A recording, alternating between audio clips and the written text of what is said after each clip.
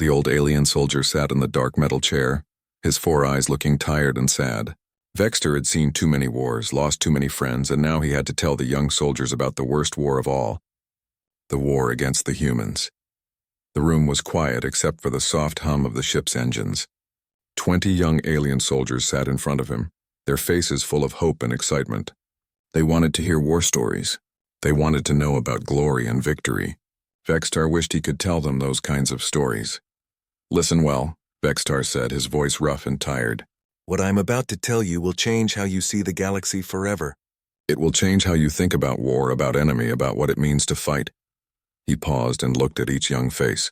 They reminded him of himself 70 years ago, when he was young and foolish and thought war was simple.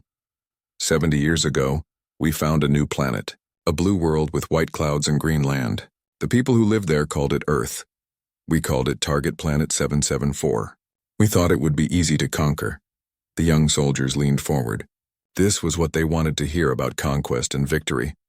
The humans looked weak, Vextar continued. They were small and soft. They had no thick skin like us, no sharp claws, no natural weapons. Their technology was hundreds of years behind ours. They had just learned to travel to their own moon. We had been traveling between stars for thousands of years. One young soldier raised his hand. "Sir, if they were so weak, why are you telling us this story?" Vextar's mandibles clicked together, a sign of dark amusement. "Because, young one, we learned that looking weak and being weak are very different things." He stood up and walked to the wall screen, showing a picture of Earth as it looked 70 years ago. Blue oceans, white clouds, brown and green continents. I was a junior officer on the great ship Eternal Dominion.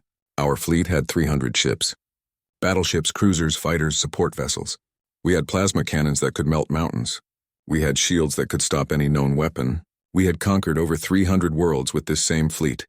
The young soldiers nodded. They knew about the great victories of the Coalition fleet. Fleet Admiral Kothran was our commander. He was the greatest military mind of our generation. He had never lost a battle, never failed to conquer a world. He called us together and showed us pictures of the humans. Vextar changed the image to show humans walking in their cities, working in their fields, playing with their children. "Look at them," Admiral Kothran had said. "Small, weak, no natural armor, no claws or fangs. They fight wars with metal bullets and chemical explosives. Primitive. This will take one day, maybe two." The young soldiers in the briefing room laughed. One of them said, "Sir, they do look very weak. Like soft little animals." Vextar did not laugh. "That is exactly what we thought. That is exactly what almost destroyed us." He changed the image again. Now it showed human spaceships. They looked ugly and crude compared to the sleek Coalition vessels. Their ships were made of simple metal. No energy shields, no plasma weapons, no faster-than-light engines. They moved slowly through space like floating metal boxes. Our smallest fighter could destroy 10 of their biggest ships. Or so we thought. Vextar sat down again, his old body creaking. "We sent a diplomat to them first. Standard procedure. We always offered peaceful surrender before we attacked. The human who met our diplomat was named Dongwu. He was small even for a human. He wore a simple blue uniform with shiny metal pieces on his chest. Vextar remembered that first meeting clearly. It had been broadcast to the entire fleet. Dongwu listened to our demands. Complete surrender. All human weapons to be destroyed. All human military forces to be disbanded. All human governments to be replaced by Coalition administrators. Standard terms. Fair terms. Much better than extinction." One of the young soldiers asked, "What did the human say?" He said no. Vextar's voice was quiet. "Just no, not maybe. Not let me think about it. Not what are our other options. Just no." The room was silent. Our diplomat explained what would happen if they refused. He showed them pictures of other worlds we had conquered. Cities turned to glass. Populations enslaved. Entire species erased from existence. Still, Dongwu said no. Vextar stood up again and began pacing. Admiral Kothran was not surprised. Most species said no at first. Then we would demonstrate our power, and they would change their minds. So we prepared for a small battle, just enough to show them they could not win. The image changed to show the first battle. Coalition ships, sleek and deadly, facing human vessels that looked like flying scrap metal. We attacked their orbital defense platforms first, 12 of our heavy cruisers against 30 human ships. Our plasma cannons had 10 times the range of their primitive weapons. Our shields could stop anything they could throw at us. It should have been a massacre. Vexitar paused, his 4 eyes growing dark with memory. I was the captain of the cruiser Starhammer. My ship alone had enough firepower to destroy a small moon. I gave the order to attack, expecting to watch human ships melt under our plasma fire. The young soldiers waited, excited to hear about coalition victory. The humans fired first. Not energy weapons. Not plasma or lasers. Metal rods, simple metal rods moving very, very fast. Faster than anything we had ever seen. They punched right through our shields like they were not there. The excitement on the young faces turned to confusion. My ship was hit by 3 of those metal rods. They went through our hull like needles through fabric. The damage was terrible. Systems failing everywhere. Hull breaches on 5 decks. But that was not the worst part. Vexitar stopped pacing and looked directly at the young soldiers. The worst part was what happened next. One of the human ships, a small destroyer commanded by a captain named Hyunsu, was badly damaged. Engines failing. Weapons offline. Life support failing. Any rational being would surrender or try to escape. The room was completely silent now. Instead, Captain Hyunsu aimed his dying ship at our biggest vessel, the dreadnought Starpiercer. He accelerated directly toward it. No change, of course. No attempt to negotiate. No cry for mercy. He was going to ram our ship with his ship. One young soldier whispered. But that would kill him too. Yes, Vexitar said simply. It would kill him and his entire crew. 300 humans died when their ship hit the Starpiercer, but they took 800 of our people with them, and they destroyed the most powerful ship in our fleet. The young soldiers looked shocked. This was not how war was supposed to work. Enemies were supposed to surrender when they were beaten. That was when we realized we were not fighting a normal species. Normal species value their lives. They surrender when defeat is certain. They negotiate when death is the only alternative. Humans do not negotiate. Humans do not surrender. When they cannot win, they make sure you cannot win either. Vexitar sat down heavily. The first battle lasted 6 hours. We destroyed 23 human ships. They destroyed 8 of ours, including our most powerful vessel. By all military logic, we had won. But as I looked at the wreckage floating in space, I knew we had lost something much more important. What did we lose, sir? A young soldier asked. Our certainty, Vexitar replied. Our belief that war was predictable. Our assumption that intelligent beings would choose life over death. The humans had shown us that some species would rather die fighting than live as slaves. The old soldier looked at the star chart on the wall, where human space was marked in red. That was just the first battle. Just the first lesson. We thought we were fighting primitive animals. We learned we were fighting something much more dangerous than any weapon we possessed. We were fighting a species that refused to lose. The briefing room fell silent as the young soldiers tried to understand what they had heard. War was supposed to be about superior technology and better tactics. It was not supposed to be about willingness to die.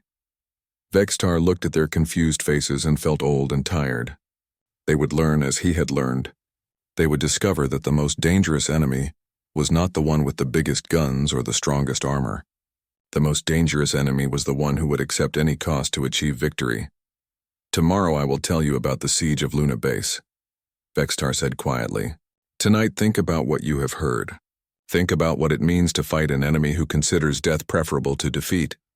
As the young soldiers filed out of the room, Vexitar remained in his chair, staring at the image of Earth on the screen. Somewhere on that blue world, human children were growing up hearing their own stories of the war. Stories of heroes like Captain Hyunsu who chose death over surrender. Both species had learned hard lessons during the war. The question was whether they had learned enough to prevent such madness from happening again. The next day, Vexitar returned to the briefing room. The young soldiers sat quietly, their faces more serious than before. They had spent the night thinking about Captain Hyunsu and his terrible choice. Now they waited to hear what came next. Vexitar looked tired, as if he had not slept well. The memories of the war never let him rest peacefully. He sat down and activated the wall screen, showing a gray, rocky world covered in craters. This is Luna, he said. The humans call it their moon. After our defeat at Earth's orbital platforms, Admiral Cothran decided we needed an easier target. Something to restore our confidence. Something to show the humans we could not be stopped. The image changed to show a collection of white buildings connected by covered walkways. Solar panels glittered in the sunlight. Gardens grew under clear domes. It looked peaceful and harmless. Luna Base, Vextar continued. A research station. 3,000 humans lived there. Scientists, engineers, their families. Intelligence reports said they had no military weapons. No trained soldiers. No defenses except a few security guards with simple firearms. One young soldier raised his hand. "Sir, that sounds like an easy target." "That is exactly what we thought," Vextar replied. "Admiral Kothron assigned my regiment to take the base. Elite shock troopers. The best soldiers in the Coalition fleet. We had conquered fortified worlds with fewer troops." The screen showed Coalition dropships descending toward the moon's surface. Hundreds of armored soldiers pouring out onto the gray rock. Heavy weapons, combat vehicles, orbital support. Everything needed for a quick, clean victory. The base commander was a human female named So-Young. She had been a military engineer before becoming a civilian administrator. When we surrounded the base and demanded surrender, she sent us a message. Vextar paused, remembering that moment clearly. She said, "Come and take it." Just 4 words. No negotiation. No plea for mercy. No offer to discuss terms. Come and take it. The young soldiers looked puzzled. One asked, "Sir, did she not understand she was outnumbered?" "Oh, she understood perfectly," Vextar said darkly. "She understood something we did not. She understood that humans do not fight to win. They fight to make winning cost more than losing." The image changed to show the first day of the siege. Coalition forces advancing toward the base perimeter. What should have been a simple assault. We attacked at dawn. Standard procedure.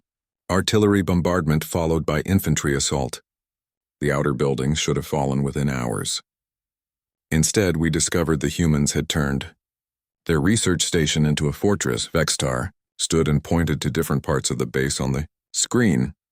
Every laboratory had been converted into a weapons factory. Every storage room had become an ammunition depot. Every corridor had been turned into a killing zone. The humans had spent months preparing for our attack. The old soldier's voice grew quieter. "I led the assault on what intelligence said was the main power plant, a simple building that should have contained only generators and technical equipment. I took 20 of my best soldiers, veterans who had fought on dozens of worlds." He paused, his 4 eyes growing dark with memory. The human in charge of that building was named Jamin. He had been a mining engineer before the war. He knew everything about explosives and demolition. He had rigged the entire power plant to explode. The young soldiers leaned forward, sensing that something terrible was coming.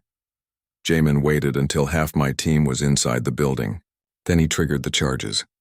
The explosion brought down 3 levels of the complex. 12 of my soldiers died instantly. Jamin died too, buried under tons of concrete and metal. One young soldier asked, "Sir, why did he kill himself? Could he not have escaped?" "That is what I asked myself," Vextar replied.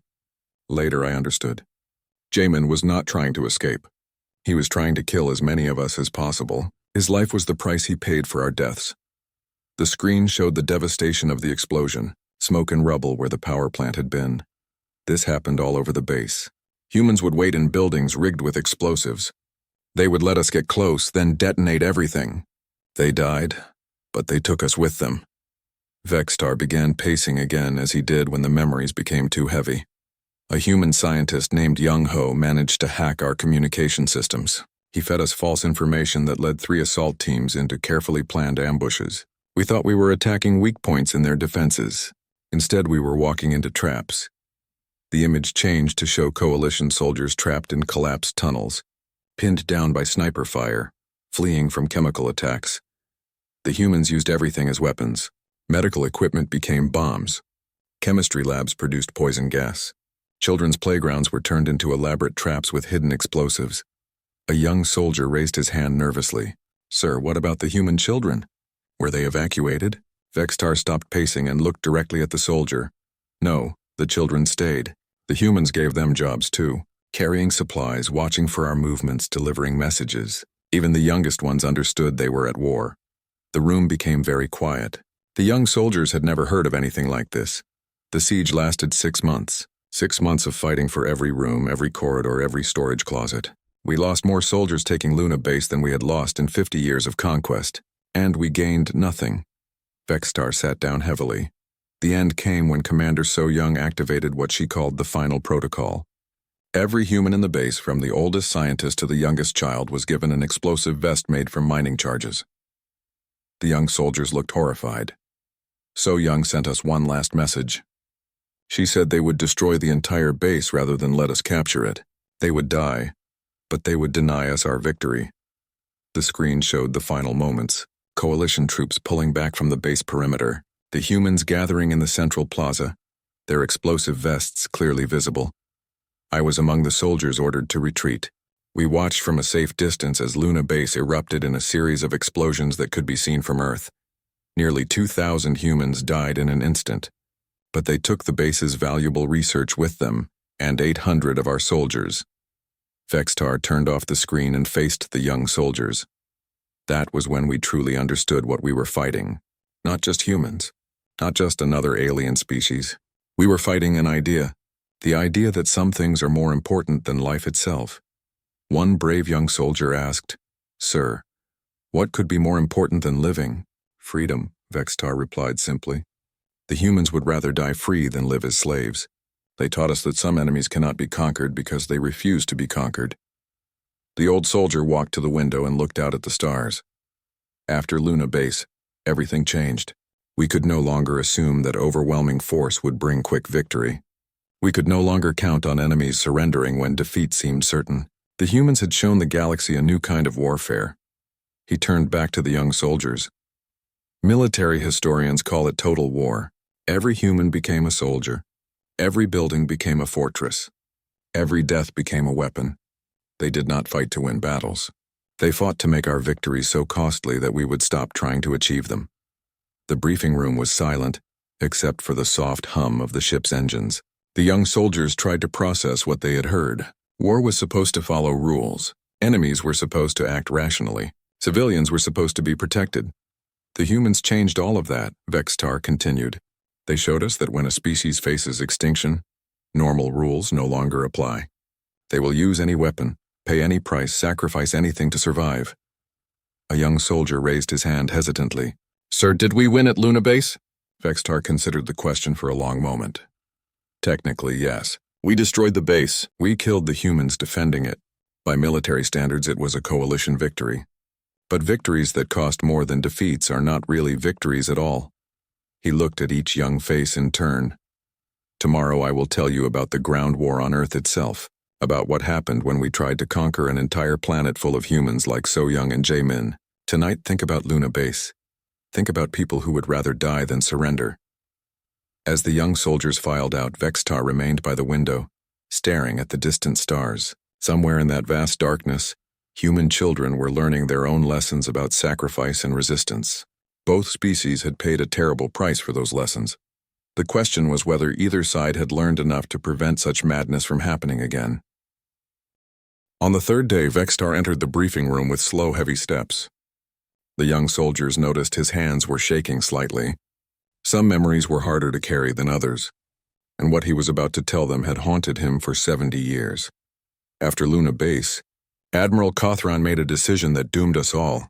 Vextar began, his voice barely above a whisper. He decided to invade Earth itself. The human homeworld, a planet with 8 billion people who had just learned what we were capable of. The wall screen activated, showing Earth from space. The blue and green world looked peaceful and beautiful. White clouds swirled over brown continents and deep blue oceans. The Admiral assembled the largest invasion force in Coalition history. 2 million soldiers from 17 different species, atmospheric fighters, orbital bombardment platforms. Enough firepower to turn continents into glass. We could have destroyed the planet from space, but the Admiral wanted it intact. A young soldier raised his hand. "Sir, with that many troops, surely the humans could not resist." Vextar's mandibles clicked in what might have been bitter laughter. "That is what we thought. 2 million trained soldiers against 8 billion civilians. Most humans had never held a weapon. Most had never seen real combat. It should have been the easiest conquest in galactic history." The image changed to show massive coalition dropships descending through Earth's atmosphere like falling stars. Thousands of them, carrying soldiers and vehicles and supplies for a long campaign. I commanded the 47th Assault Brigade during the landing in what humans called the Korean Peninsula. Intelligence said it was mostly farmland and small cities. Peaceful, quiet, A good place to establish our first beachhead. Vextar paused, staring at the image of green fields and small towns that looked so harmless from above. The first wave landed without resistance. Our dropship set down in empty fields. Our soldiers deployed according to standard procedure. We began setting up command posts and supply depots. Everything went exactly as planned. The young soldiers waited, knowing that something terrible was coming. The counterattack began at sunrise on the second day. It started with a human named Kyung-soo, a farmer. He approached one of our checkpoints with a cart full of what looked like vegetables from his field. Vextar closed his 4 eyes, remembering. The explosion killed 6 soldiers and destroyed 2 armored vehicles. But that was just the beginning. Similar attacks happened at the same time all across the peninsula. Dozens of them. All coordinated, all planned in advance. The screen showed the aftermath of these attacks. Burning vehicles, confused soldiers, smoke rising from multiple locations across the landscape. That was when we realized the truth. There were no civilians on Earth anymore. Every human farmer was a potential bomber. Every human child was a potential spy. Every human grandmother was a potential sniper. The entire planet had become a military base. One young soldier asked nervously, "Sir, how could children be soldiers?" "Very easily," Vextar replied grimly. A human child could carry a bomb in a school bag. A human teenager could plant listening devices in our equipment. Human parents taught their children to fight before they taught them to read. The image changed to show coalition forces moving through human cities. But these were not normal military operations. Every building was a potential fortress. Every street corner hid possible enemies. The human resistance was led by people like Dae-hyun. Before the war, he had been a teacher in a small school. During the war, he became one of our worst nightmares. He organized attacks that made no military sense but perfect psychological sense. Vextar began pacing, as he always did when the memories became too painful. Dae-hyun's forces would attack our supply convoys, then disappear into the civilian population. We could never find them because they looked exactly like every other human. When we searched buildings for weapons, we found cooking knives and farming tools. When we searched for hidden soldiers, we found shopkeepers and office workers. The young soldiers looked confused. One asked, "Sir, how could shopkeepers be soldiers?" Because during the day they sold food and clothing. During the night they planted bombs and gathered intelligence. The humans had no separate military class. Every human was part of their war effort. The screen showed coalition soldiers searching human homes, questioning human families, trying to separate fighters from civilians and failing completely. The worst part was never knowing who would attack next. A human nurse named Hee-jin worked in one of our field hospitals. She treated our wounded soldiers with great care and skill. She saved many coalition lives.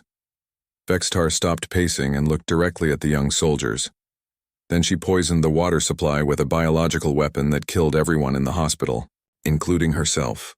She had been planning it for months, gaining our trust, learning our routines, waiting for the perfect moment. The room became very quiet. The young soldiers had never heard of medical personnel becoming weapons. That was how humans fought. They used our assumptions against us. We assumed medical workers would not kill patients. We assumed teachers would not make bombs. We assumed parents would not use their children as weapons. We were wrong about everything. The image changed to show a human city after weeks of fighting. Buildings were damaged. Streets were filled with rubble. Smoke rose from a dozen fires. But humans still moved through the ruins, still resisted, still fought. A human named Tae-young ran a radio station before the war. During the war, he broadcast propaganda in 17 different coalition languages. He told our soldiers about the horrible things that would happen to them if they stayed on Earth. Most of it was lies, but it sounded true enough to terrify young troops far from home. Vextar sat down, his old body tired from the weight of memory.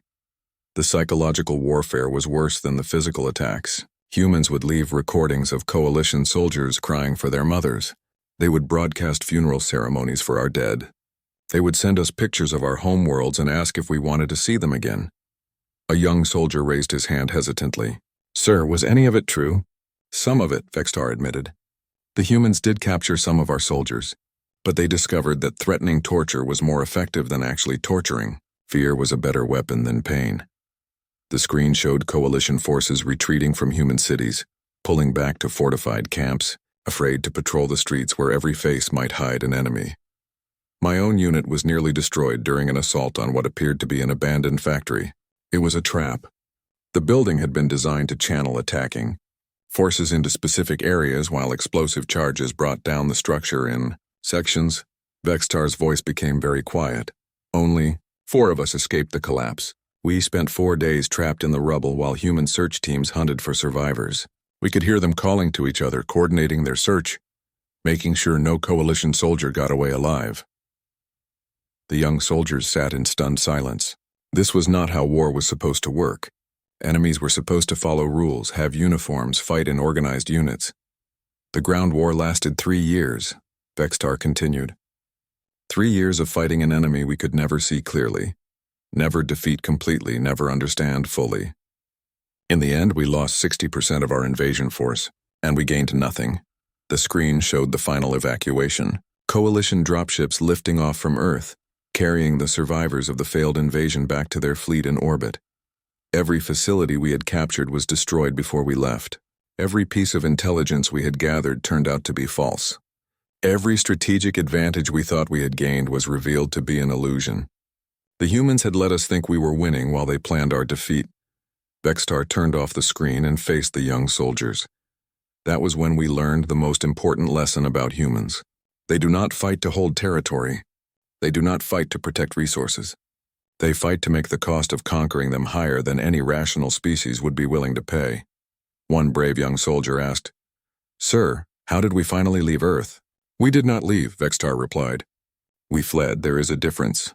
Leaving implies you accomplished your mission. Fleeing means you gave up and ran away." The old soldier walked to the window and looked out at the stars. After Earth, everything changed again. We had learned that humans could not be conquered by conventional means. But we had not yet learned the most terrible lesson of all. We had not learned what humans would do when we tried to destroy them completely. The briefing room fell silent. The young soldiers tried to imagine fighting an entire planet where every person was a potential enemy, every building a potential trap, every kindness a potential deception. "Tomorrow I will tell you about what happened when the war moved into space," Vextar said quietly. "When humans learned to hunt us among the stars themselves. Tonight, think about Earth. Think about a species that turns its entire civilization into a weapon." As the young soldiers filed out, Vextar remained by the window, remembering the faces of human children who had carried bombs, human teachers who had made weapons, human doctors who had chosen death over healing. The ground war had taught the coalition that some enemies could not be defeated, because they refused to be defeated. It had also taught them that some victories cost more than defeats. Soon they would learn that some enemies when, on the 4th day, Vextar entered the briefing room carrying a data pad. His movements were slower than usual, and the young soldiers noticed deep lines of exhaustion around his 4 eyes. The memories he was about to share were among the darkest in his long life. After our retreat from Earth, we thought the worst was over. Vextar began, settling into his chair with visible effort. We had learned that humans could not be conquered on their home ground. So we decided to contain them, keep them trapped in their own solar system until we could find a better solution. The wall screen showed the space around Earth's solar system. Coalition ships formed a blockade at the outer edges, preventing any human vessels from escaping into deep space. Admiral Cothran believed we could starve them out, cut off their trade routes, prevent them from expanding to other worlds, force them to accept surrender through economic pressure rather than military force. A young soldier raised his hand. "Sir, that sounds like a reasonable strategy." Vextar's mandibles clicked grimly. It was reasonable. It was logical. It was exactly what any civilized species would do in our situation. That is why it failed completely. The image changed to show human ships. But these were not the crude vessels they had seen before. These ships were different. Ugly, asymmetrical, built from salvaged coalition technology and human industrial equipment. The humans had captured enough of our technology during the ground war to reverse engineer faster than light travel. Within 6 months of our retreat, human ships began appearing throughout the outer rim systems, ships that should not have existed. Vextar stood and pointed to one of the human vessels on the screen. This ship was commanded by a human captain named Jin Wu. His vessel was built from the wreckage of 3 coalition cruisers, welded together with human industrial components. It should have fallen apart the moment it tried to jump to light speed. Instead, it became one of our worst nightmares. The young soldiers studied the strange ship. It looked like a flying scrapyard with mismatched hull sections and weapons that did not belong to any known design. Jinwu attacked a coalition supply convoy in the Xeris system, 4 escort frigates and a heavy transport. Professional military vessels with trained crews and proper equipment. They should have destroyed his improvised ship in minutes. Vextar paused, remembering that first report of human space raiders. Instead, Jinwu eliminated all 4 escorts and captured the transport. But he did not destroy the ships completely. He disabled their engines and life support, leaving the crews alive but stranded. They had to send distress signals that revealed coalition fleet movements to other human raiders. One young soldier asked, "Sir, why did he not just kill them?" "Because dead enemies cannot send intelligence reports," Vextar replied. Jinwu understood that living enemies forced to call for help were more valuable than dead ones. The humans had learned to turn our own rescue procedures against us. The screen showed multiple human raids across coalition space. Each attack was small, but they were happening everywhere at once. I encountered human space forces directly during the Battle of Kenth Station, a research facility deep in coalition territory that should have been completely safe. A human force led by Captain Sunho had somehow penetrated our defenses undetected. Vextar walked to the window, staring out at the stars as he remembered that terrible day. The human ships moved like nothing we had ever seen. They did not operate as a coordinated fleet. Each vessel pursued its own objectives while contributing to an overall strategy that only became clear after the battle was over. The image changed to show the battle itself. Human ships darting between coalition vessels like insects around giants, striking specific targets and disappearing before counterattacks could be organized. One human ship would draw our defensive fire, while another moved to disable our communication arrays. A third would target fuel storage facilities, while a fourth attacked our fighter squadrons. They fought like a pack of hunting animals rather than a military force. A young soldier raised his hand nervously. "Sir, how could they coordinate without proper communication?" "That is what we never understood," Vextar admitted. Somehow they knew what each other was doing without talking to each other. Like they could read each other's minds. Later we learned they had been practicing these tactics for months in their own solar system. The screen showed Sunho's flagship, the converted mining vessel that served as his command ship. Sunho's ship carried no energy shields, no point defense systems, no escape pods. Every available space had been converted to accommodate additional armor plating and weapon systems. The ship was essentially a piloted missile, designed to inflict maximum damage before its inevitable destruction. Vextar turned back to face the young soldiers. When Sunho's vessel was critically damaged during the battle, he did exactly what we should have expected by then. He accelerated toward Kenth Station's main reactor and activated a manual detonation system. The young soldiers sat in stunned silence as they imagined the explosion destroyed both the human ship and a significant portion of the research facility. More importantly, it eliminated 3 years of coalition weapons research and killed the entire scientific team working on anti-human countermeasures. Vextar sat down again, his old body trembling with the effort of remembering. Sunho had traded his life and his ship for a strategic victory that crippled our technological development. That was when we realized the humans had not just learned to fight in space, they had learned to hunt us. The image changed to show a map of coalition space marked with red dots, hundreds of them, representing human attacks across dozens of systems. Similar raids occurred throughout our territory over the following months.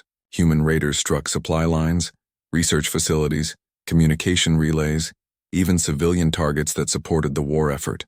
They showed no interest in conquest or occupation. Their only goal was maximum destruction. A young soldier asked, "Sir, how could they attack so many places at once?" "Because they had no central command structure," Vextar explained. Each human captain was given general objectives and told to achieve them however they thought best. They could not be tracked or predicted because they did not follow any pattern we could understand. The screen showed a human raider named Boram, whose forces specialized in attacking coalition medical facilities. Boram became particularly notorious for raids on hospital ships and medical stations. But she did not kill patients or medical staff. Instead, she stole pharmaceutical supplies and medical equipment.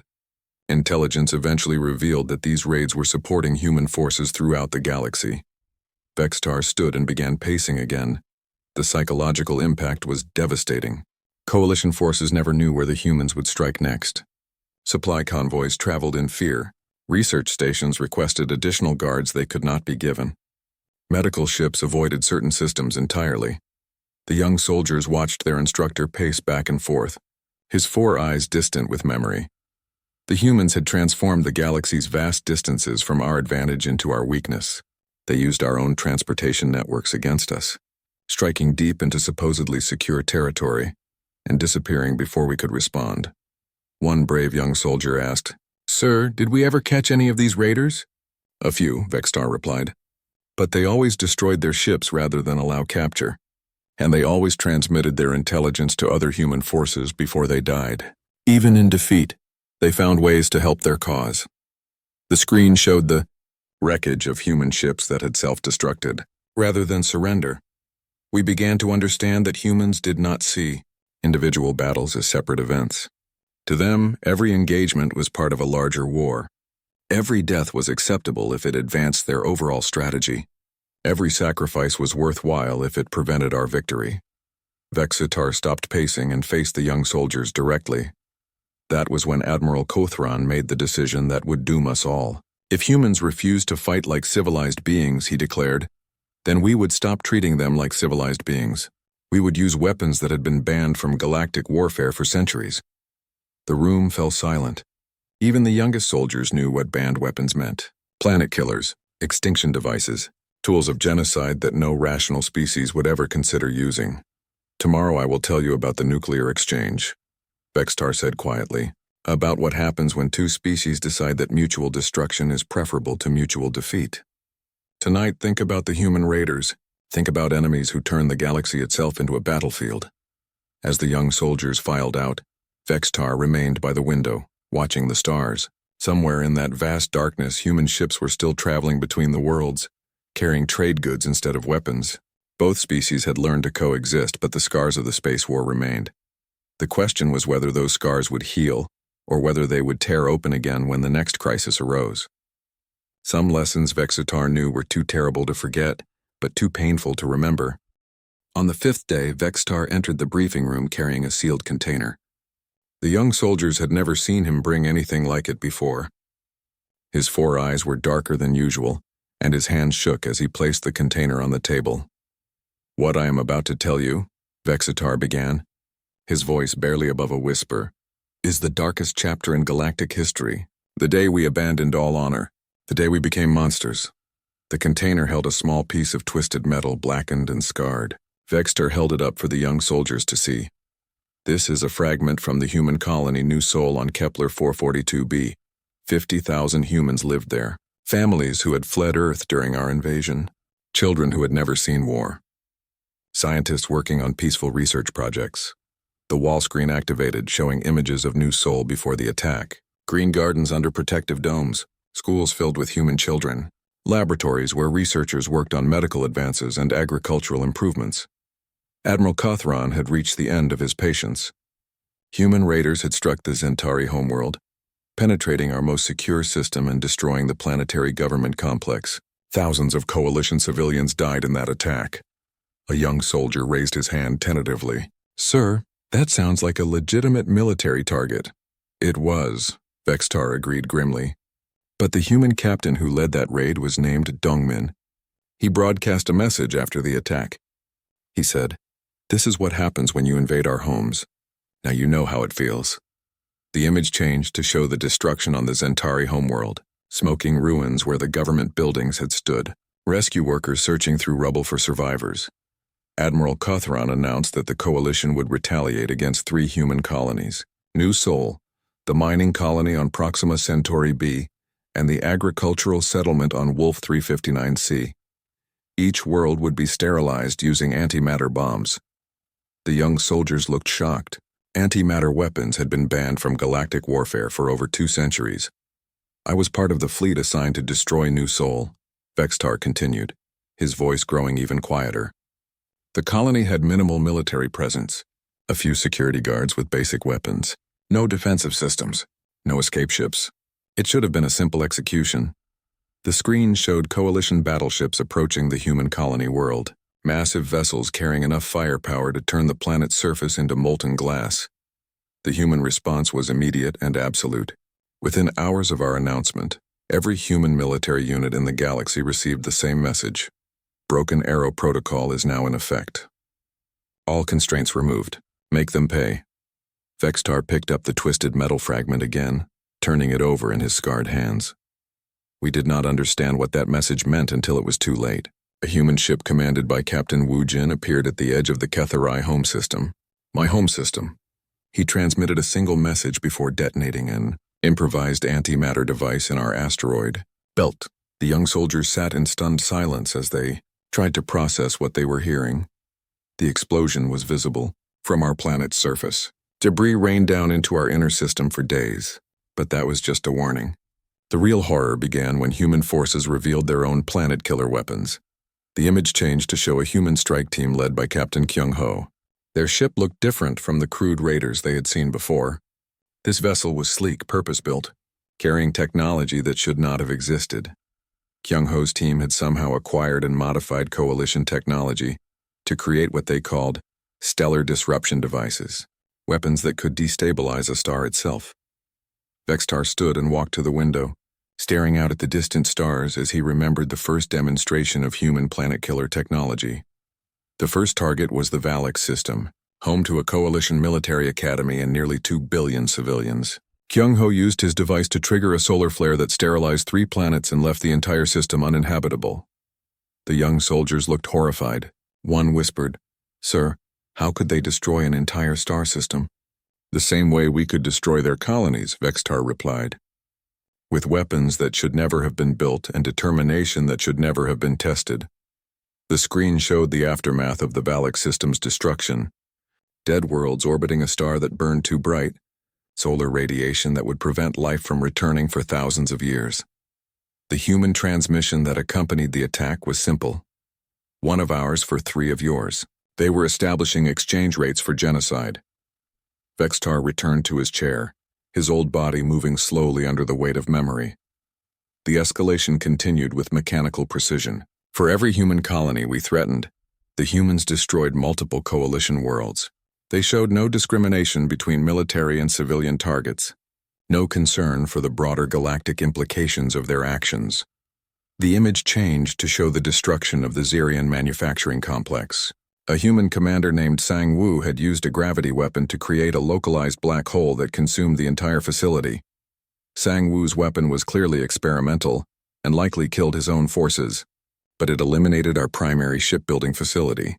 The humans were willing to sacrifice anything, including their own lives, to deny us strategic advantages. A young soldier asked nervously, "Sir, how long did this exchange last?" 6 weeks, Vextar replied. 6 weeks of mutual annihilation that fundamentally altered the balance of power in the galaxy. The coalition lost 18 major worlds and countless smaller installations, but more importantly, we lost our technological advantage. The screen showed the final act of the nuclear exchange. A human agent named Mi Young had somehow infiltrated Coalition High Command itself. Mi Young detonated a modified antimatter device in our military headquarters. The explosion killed the entire senior leadership, including Admiral Cawthron, and destroyed decades of strategic planning. Vextar held up the twisted metal fragment one final time. This piece of debris traveled across half the galaxy after New Sol was destroyed. It landed on a coalition world where a young soldier picked it up and sent it to me. He wanted me to remember what we had done. The old soldier carefully placed the fragment back in its container. Mi Young's final transmission was broadcast throughout. Coalition space. This is what happens when you threaten our children. The humans had made their position clear. They would accept mutual extinction rather than surrender. The young soldiers sat in shocked silence, trying to comprehend the scale of destruction they had heard described. The nuclear exchange ended not because either side achieved victory, but because both sides realized they were destroying the galaxy itself. Every world lost was a piece of civilization that could never be rebuilt. Every star system sterilized was a future that would never exist. Vextar looked at each young face in turn. That was when we learned the final lesson about humans. They do not bluff. When they say they will destroy everything rather than surrender, they mean exactly what they say. and they have the weapons and the will to do it. The briefing room fell silent except for the soft hum of the ship's engines. The young soldiers tried to imagine a war where entire star systems became weapons, where the price of victory was the destruction of civilization itself. "Tomorrow I will tell you about the peace that followed," Vextar said quietly, "about what happens when two species look into the abyss and decide to step back from the edge. Tonight, think about the nuclear exchange. Think about what it means when war becomes too terrible even for soldiers to fight." As the young soldiers filed out, many of them looked pale and shaken. They had expected to hear stories of glory and conquest. Instead, they had learned that some victories were worse than any defeat. Vextar remained alone in the briefing room, holding the container with its fragment of destroyed world. Somewhere in the galaxy, human veterans were telling their own young people about the nuclear exchange. Both species had learned that some weapons should never be used, some prices should never be paid. The question was whether future generations would remember those lessons when the next crisis arose. On the sixth and final day, Vextar entered the briefing room empty-handed. No data pads, no containers, no visual aids, just an old soldier carrying the weight of 70 years of memory. The young soldiers had been changed by what they had heard over the past 5 days. Their faces were more serious now, their eyes older. "Today I will tell you about the end," Vextar said simply. "About how two species stepped back from the edge of mutual extinction and learned to coexist. About the peace that no one won and everyone lost." He sat down heavily, his 4 eyes reflecting the blue light of the room's displays. The ceasefire negotiations took place on a neutral space station in the Rigel system. Representatives from dozens of species served as mediators, but everyone knew the real negotiation was between two exhausted civilizations that had pushed each other to the brink of annihilation. The wall screen showed images of the peace talks, coalition delegates sitting across from human representatives in a sterile conference room that had witnessed the end of the bloodiest war in galactic history. I attended as a military advisor, one of the few senior coalition officers to survive the nuclear exchange. Across the negotiating table sat the human delegation, led by Admiral Ji-hoon. He bore scars that told their own story of survival and loss. Vextar paused, remembering that first meeting with his human counterpart. Admiral Ji-hoon had lost his left arm during the siege of Luna Base. His face was marked by radiation burns from the Battle of Proxima Station, but his eyes were steady and clear. He understood, as I did, that we were not negotiating victory or defeat. We were negotiating survival. The young soldiers leaned forward, eager to hear about the war's resolution. The statistics were presented first, clinical numbers that barely conveyed the scope of the devastation. The coalition had lost over 40% of its military capability and 23 major worlds. Entire species had been driven to the brink of extinction. The screen showed images of the destruction. The Kethari homeworld, its atmosphere poisoned and uninhabitable. Zentari refugee fleets scattered across a dozen systems. Coalition worlds reduced to radioactive wastelands. But humanity had paid an equally devastating price. Earth itself was a scarred wasteland, its major cities reduced to glowing craters. The human population had been cut by more than half. Most of their colonies had been destroyed, leaving human civilization clinging to survival in hidden bases and nomadic fleets. A young soldier raised his hand hesitantly. "Sir, if both sides were so badly damaged, who won the war?" Vextar considered the question for a long moment. No one won. That was the point. Both civilizations had demonstrated the ability to destroy each other completely. Both had shown the willingness to use that ability. The war's outcome was not victory or defeat, but mutual recognition that the cost of total war was higher than any rational goal. The image changed to show the treaty documents being signed, human and coalition representatives putting their names to agreements that would reshape galactic politics for generations. The peace treaty established neutral zones, reparation schedules, and formal recognition of human sovereignty. But the document's most important clause was the mutual non-aggression pact, backed by the threat of total war. Vextar stood and walked to the window, looking out at the stars where both human and coalition ships now traveled in uneasy peace. The human representative who signed the treaty was a young diplomat named Hei-wan. She was one of the few surviving members of her species' political class. Her hand was steady as she endorsed humanity's transformation from a single-world species to a recognized galactic power. The Old soldier turned back to face the young. Troops. That transformation had been achieved through the most destructive conflict in recorded history. The humans had proven that some prices were too high to pay, even for those desperate enough to consider paying them. The screen showed images from the years following the peace treaty. Coalition and human ships working together on joint projects. Trade relationships developing between former enemies. Slow, careful steps toward coexistence. In the years that followed, both civilizations slowly rebuilt from the ashes of their mutual destruction. The coalition learned to respect human territorial boundaries. Humanity developed new technologies and established colonies in previously unexplored regions of the galaxy. One young soldier asked, "Sir, do humans and coalition species work together now?" "Yes," Vextar replied, "but always carefully. Always with the knowledge that both sides possess the capability for mutual annihilation. Trade relationships exist, but they are built on the foundation of mutual assured destruction." The image changed to show veterans from both sides, scarred survivors carrying the memories of the war. The war's true legacy is visible in the faces of those who lived through it. Veterans bear scars that go deeper than damaged flesh or broken carapaces. Entire populations suffer from what human psychologists call existential trauma. Vextar returned to his chair, settling down with the careful movements of someone whose body had been broken and healed many times. We learned that desperation can transform any species into something far more dangerous than their technology or numbers might suggest. Humans prove that a willingness to accept extinction rather than submission is the ultimate military advantage. The young soldier sat quietly, processing everything they had heard over the past 6 days. Both species learned lessons during the war. The coalition learned that some enemies cannot be conquered because they refuse to be conquered. Humans learned that some victories cost more than defeats. Both learned that mutual destruction is always a possibility when rational beings become irrational. The screen went dark, leaving only the soft blue light of the room's emergency systems. Today, human children grow up hearing their own stories of the war, stories of heroes like Captain Hyunsu, who chose death over surrender, stories of sacrifice and resistance and the price of freedom. They learn different lessons than you are learning, but they are equally important lessons. Vextar looked at each young face in turn.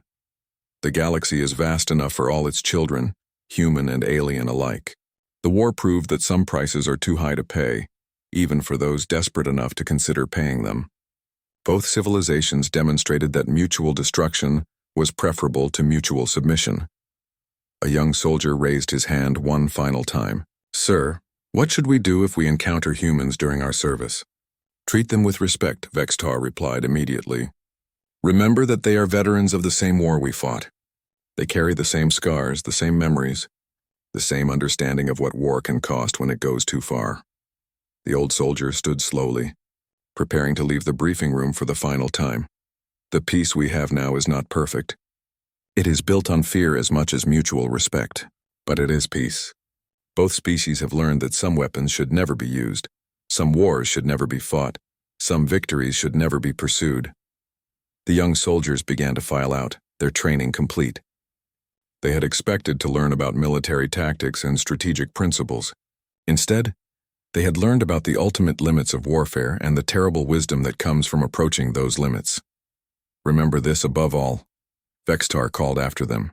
"The humans are not our enemies anymore. They are our teachers. They taught us that some lines should never be crossed, some prices should never be paid. They taught us that mutual destruction is always an option, but it should never be the preferred option." As the last young soldier left the room, Vextar remained by the window, watching human and coalition ships pass peacefully in the distance. Both species had learned to coexist, but the scars of the war would never fully heal. The question was whether future generations would remember why those scars existed, whether they would understand that the price of forgetting was measured in dead worlds and extinct civilizations. Some lessons, Vextar knew, were too important to forget. The war against humanity had taught the galaxy that even the smallest species could become the most dangerous when pushed beyond the limits of rational behavior. That lesson had been written in the ashes of 23 worlds and the bones of billions of dead. It was a lesson the galaxy could not afford to learn twice.